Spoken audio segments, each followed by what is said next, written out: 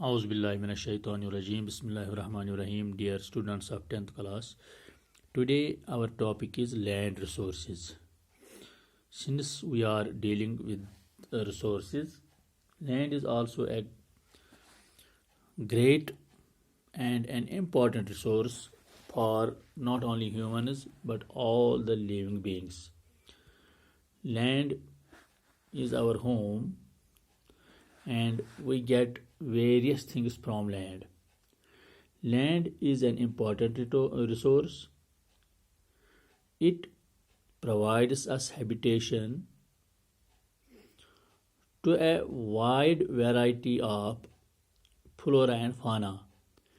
Dear students, all the plants are called flora and all the animals are known as fauna. So, land is the home of all flora and fauna. Humans live and perform economic activities such as agricultural, mining, forestry, etc. on it.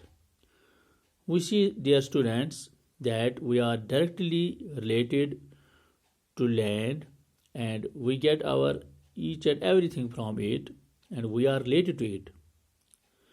Our whole economic activities, whether it is mining, whether it is agriculture, whether it is forestry,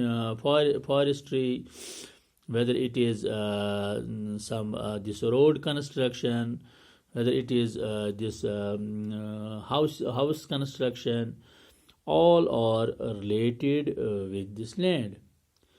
Our 80% of population is engaged with agriculture. India's 80% of population is engaged with agriculture. So all the agricultural activities are also done on the land. So it has very much importance for the sustenance of life. Similarly, the mining work is done on the land. And we grow plants, we cut plants, we make our houses, we build the big buildings, these boats, ships, these bridges. We get the material, or that is the wood, we get it from the forests, and forests are the part of our land. So land is very important. Land is also used for the construction of houses, roads, railways, and industries. Industries are directly related with this land.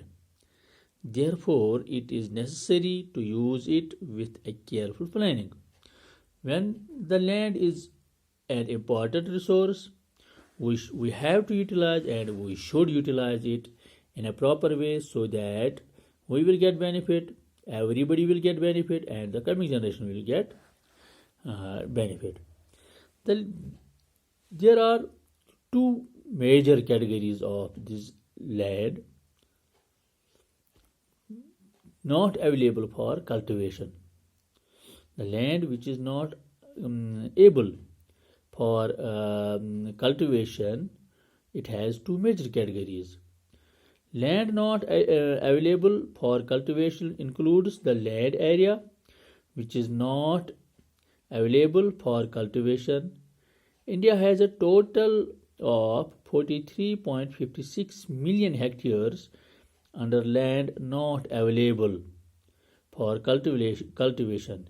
It consists of two major categories.